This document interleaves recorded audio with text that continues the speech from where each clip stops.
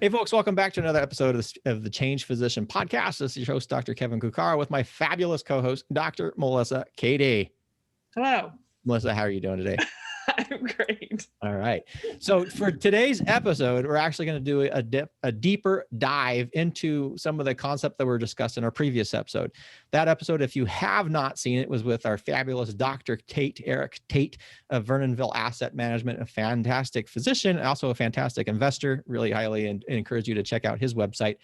But we were talking about the introduction of personal development and this idea of what it means to physicians. But we have these external expectations of what practice may be. Maybe we bought into the physician dream and we thought we were going to be the captain of the ship.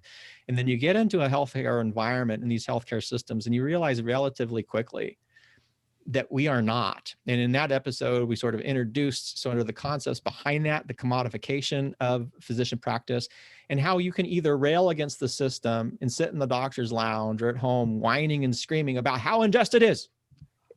And it just needs to change, but that's not going to do anything.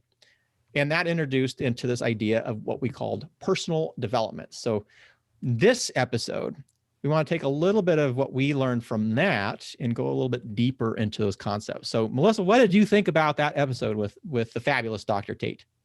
Well, as you said, fabulous Dr. Tait. It's a fabulous episode. But I always have to just bring out a word that I never use. And commodification is like, I'm like, what did he just say? And then what did you just say? And then I was like, okay, let me just say the definition because it's actually straightforward, but we say it so fast, it sounds like this fancy new word, but the action or process of treating something as a mere commodity. So as physicians, many times, sometimes we can just be treated as if we can be replaced sometimes by the system. So I think that the episode itself reminds us that we are more than just some commodity. We are people, and that there's a lot more to us than just being a physician. But at the same time, there are a lot of things we can do when you can't control the external environment, there are things that we can do to enhance our own lives or personal development, which can enhance our relationships with our patients. And sometimes that might mean freeing up time from being stuck in the medical system. If you're full-time and on call all the time, you don't have the breathing space to even spend with your family or the people that really matter. I thought it was a great episode for him to remind us that maybe we should write down, if these are the last 3 months of our lives, what are the things how would we envision our best days? Or if we had only a few days to live, what would from morning to night, how would that look like to you? And I think it's very revealing of what really matters and what you value. And, and we didn't talk about it in the episode, but it made me think when we were talking off air that talking about, both of us don't feel like we'd retire necessarily from doing anything. Like there'd be sometimes we'd work a little bit just to give us, there's something that you get from that. There's a lot of value in that. And so if you don't even know anything beyond medicine, you don't do anything outside of medicine, and you haven't worked on your personal development, you never discovered yourself and what you enjoy, and you're killing yourself on the treadmill, to retire, what are you going to do during that time? I was just thinking, I was like, wow, you're not even preparing yourself for all this free time, and you don't know what to do with yourself other than go back to work full time because that's all you know. So if you want to say something off that, go ahead. But it just made me think of so much how important it is to work on your personal development and finding the time to enhance yourself so that not only you're better for others around you and the people you care about and your patients, but you're better for yourself later in life and enjoying life, even the present now, but down the road, which people don't think about. I've had patients that they hate retirement because they don't have anything else to do. They don't know how to identify who they are. They identified themselves as whatever their occupation was.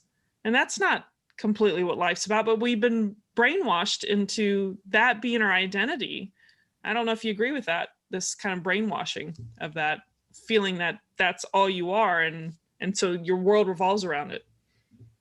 So many things to touch on there. Oh, well, you pick out the most pertinent, relevant to this episode. Yeah, all that, there's so much in there, which is, there because that was a very stimulating episode on many different levels, right? And that's what I love about having Eric on the podcast. He always makes you think. Always makes you think. Yeah. But I just to focus on one of them when we're thinking about this idea of retirement, I think that is really important because there's this dissatisfaction with physicians and practice. And, we go into the little Facebook groups or whatever, and people are, oh, well, this is awful. I hate it. I wish there was nothing else. And a couple of things I always kind of wonder is first of all, do you hate the practice of medicine or do you hate how medicine is practiced? Mm-hmm. You wouldn't really make those distinguishing characteristics unless you take the time to think about them. And most importantly, think about your own role and how that plays out, which takes this personal development, the self-reflection, awareness and self-reflection, which is kind of inherent in that.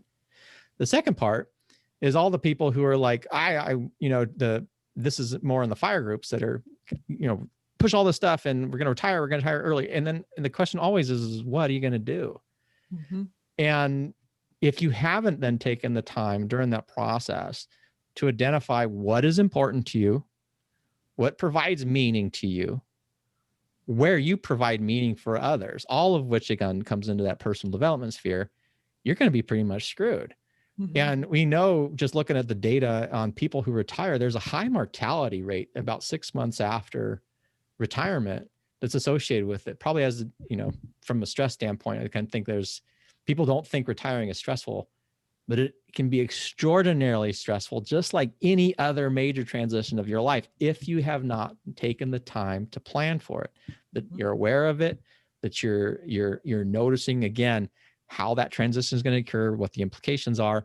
And again, that then circles back to this idea of personal development, which Eric was kind of talking about, taking the time to understand your thoughts, your emotions, why you do what you do, the past that has influenced you to making those decisions is really, really critical on that. So that's kind of moving into that retirement cycle. That's what I really think is important.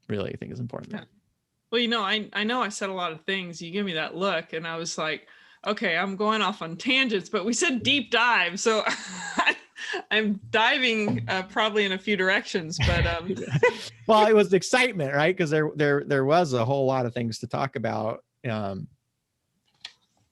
was a lot of depth in that. There's a couple other things that he said. One of them, which I had written down, he attributed it to Stephen Covey. I've always heard it from Viktor Frankl, from Man's Search for Meaning, which I know we've talked about. And if you haven't read that book, you should read that book. Yes. Personally, I think everybody should read that book. Viktor Frankl, for those who don't know, is a psychiatrist who was a Jewish psychiatrist and then was put in the German concentration camp, had been studying what meaning is, like life and meaning and purpose, before he was put into the concentration camp. And just so happened that this was it's a horrible word to say, but a perfect training ground for doing that. And what he did then is he continued to do his observations. Obviously, he couldn't write anything down, but he retained this stuff to identify that people who were dying in the concentration camps, the thing that he saw was the people who lacked meaning. And so Man's Search for Meaning goes into that. And the quote that he has is, between stimulus and response, there lies a space, and in that space lies your freedom. And it really is recognizing that we have all this external stimuli, but then how we then choose to react or respond is a choice, whether that is a conscious choice or unconscious choice. There is a moment in time that we can interact. In personal development, this idea of then again understanding your own thoughts and behaviors and how you can improve them now allows you to pull apart that space so that you can react in a way that's more thoughtful and certainly more planned and more productive than this reactive way. So that was, I thought, was another important one. I have one more after that, but I'm going to ask you if you have any thoughts about that before we kind of keep moving. No, go ahead with your next one. So my next one was, and this was directly related to that stimulus response, was this idea of emotions. And we had briefly talked about this idea that people, I certainly had this for many, many, many, many years, that our reactions are things that occurred to us. That's sort of like these storms, right? That we have absolutely no control over. You're mad, you're glad.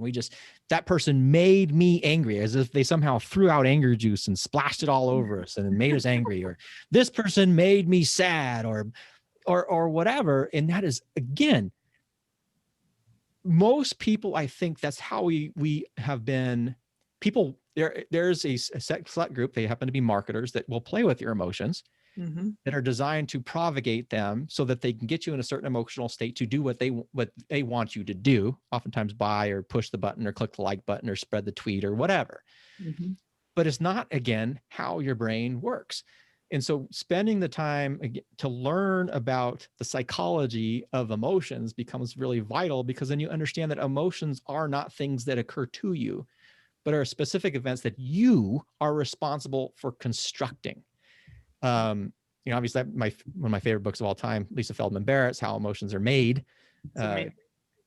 Super fundamental to God, so much in my life. But I wouldn't have, if I wasn't introduced to those concepts before she's had that book. And I certainly don't think if I had not had that realization that there's a choice point, that we have this opportunity to respond in different ways, or you can alter perceptions, or you can alter your reactions. And that's going to change the whole dynamic and can change the whole emotional overlay, completely reconstruct something else out of that event. Yeah, it is one of the most important skill sets for anyone. And you won't get that if you're not working on the self. Right. And I think it was a good reminder that Eric, Dr. Tait, had mentioned the subconscious and or unconscious, that there's a lot of interplay of the construction. And I don't remember verbatim a lot of Lisa Feldman Barrett's words, but it's a constructed experience with multiple contributors, very much like a lot of things that we've talked about in the past. But there's a lot of things that are not in our cognitive awareness that are biasing or helping construct or create these feelings that we have. And like you said, that doesn't mean that that's the truth. But many times those emotions are so powerful and so strong that it's hard not to think of them as your truth, which I find fascinating. And it's hard to wrap your head around a lot of the head stuff. Like, it literally is so overwhelmingly complex. And I don't even buy it anymore. A lot of the MRI and imaging that, that this one place is, especially after you read that book, there's so many places that one location can still be interplaying with a lot of other places for different things, like whether it's pain, anxiety, fear, emotion, like whatever emotions. So it's totally fascinating. That book, we should put that in the notes, that people should read that. But he brought up a couple of books that I thought would be Think and Grow Rich by Napoleon Hill. And I don't know how many times I've read that, but I haven't read it 7 times, but I've not done 7. But he inspired me to grab it off the shelf and read it again this year. And Stephen Covey, that was one of the first books. I don't know what one of your first books was, but I remember reading that in college. And there was a Stephen Covey like store. I think there was like stores that were like Stephen Covey. I remember buying a lot of their sale items with all the inspirational quotes on their stationery, and I was one of those little nerdy people that would buy that stuff and be inspired and love that.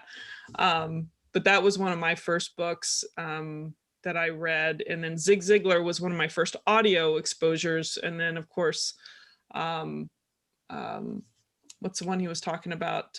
Tall guy.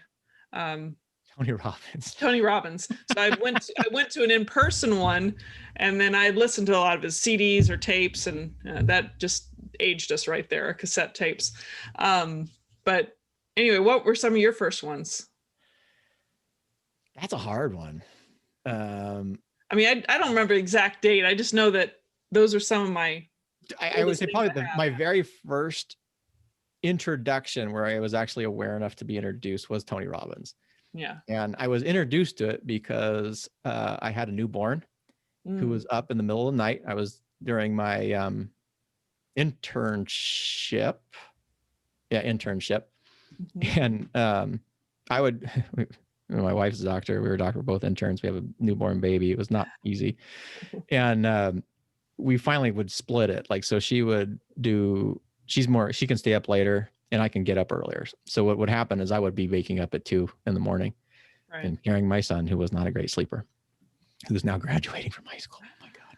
But anyway, and I'm watching infomercials, if people remember those things. This is back in the day of cable to TV. I don't think we've had cable since then, but it was the Get the Edge, and it was Tony running on the beach, you know, big old tall Tony, and you're like, and night after night, I'm seeing Get the Edge, all this stuff. And so that was my introduction. I bought the Get the Edge program, which was not, you know, at the time I thought it was ridiculously expensive. I think it was a couple $100. Now having done lots of different types of personal development, I will tell you that is not, that's a really good price for a lot of this stuff. And it actually is worth it. But so that was my first introduction. I had they were CDs, so I wasn't quite the tape things. Yeah. And I remember I was driving to the hospital. It's super early. There's no sun up. And I started, and I'm all excited. I'm like, this is going to change my life. He told me it was going to change my life.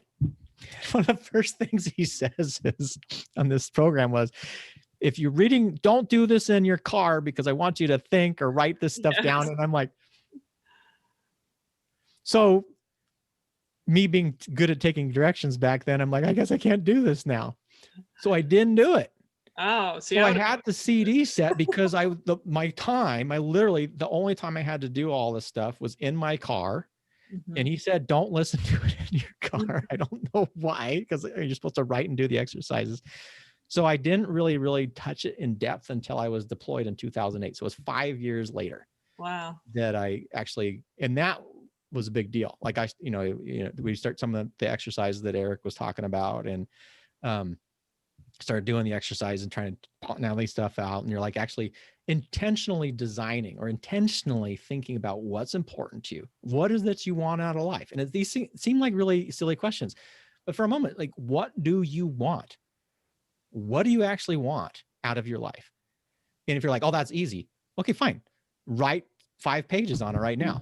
And tell, if it's easy, that you should be able to write it out. You should be able to start writing, and you should be able to write this all down. And for most of us, certainly for me, that was not easy to do. No. So that was my first introduction. A very long way to say that. It basically was 2003, the Tony Robbins that I didn't get to 2008 when I was deployed, simply because Tony said, don't listen to me in the car. And that was the only place I had all that free time available then, was in my car on my long drives to the hospital. Yeah. You know, it's funny when you ask that question. So what do you want? The question that's easier for me to ask is, what do I need to do? That's the question. It seems like that's my, I guess, automatic default mode. And I don't want to speak for everyone, but I would imagine that I'm not the only one. So no, I would think that's pretty common, actually. Yeah. Because that in a world where we have not carved out the space to self-reflect, that's what's going to occur. Yeah. Because now, instead of taking the time to invest that time in advance to determine where or what we want to invest our focused attention and actions in, instead what we're doing is we're reacting to what the world is telling us they want us to do. Exactly. And I do think that is it's certainly easier to do. I think a lot of societies are designed around it. I think in some ways, either consciously or not, a lot of our society is designed to do that because they want people to react. Buy my stuff, do this, buy this big fancy thing, get into debt, so that now you have to follow or you have to react to something, pay the bill, do this, rather than do something with intention. So I think that's the majority. And I think most people tend to be there. And I think we all have a tendency to default to that, particularly when we're under stress. Absolutely. Because that's definitely a stress reaction. Is you can't do that forward thinking anymore. And it becomes almost this, what do I do in this moment to survive into the next moment? The default's that when we have that high distress environment that we're in.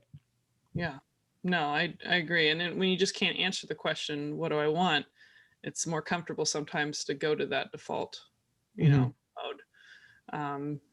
Yeah, I totally agree with that. Any other thoughts about that episode? The other couple things that I thought about, you had mentioned them, but I want to kind of pull them out a little bit more, was the specific exercises that he was discussing.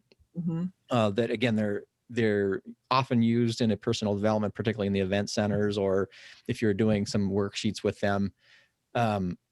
often, actually, a lot of them are based on Stoic or ancient practices as well. And the one that I thought of was from Stoicism, is called the Premeditatio Malorum. I think that's how you pronounce it. But that's the one where you actually think about your own obituary. Oh yeah. And you write your own obituary. And I did that in I had a stress course I did about 5 years ago. I had people crying.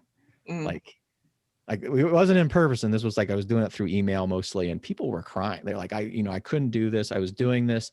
And what I thought was really important about that, and I'm kind of glad, I don't want to intentionally make people cry, but it was really good, is you want to be able to take the moment now to write out your own obituary, to find the things that are regrets that you can now correct. Exactly. And so that's that exercise, that this premeditation is basically to imagine that you are dying or dead. You are already dead. And then write out what your obituary would say. What was your life about? What did you accomplish? Who were you involved with? What was important to you? What impact did you have? And that's a super powerful act. And I was thinking about that when he mentioned it, because I'm thinking, what that does is it makes you look at the regrets that you can correct.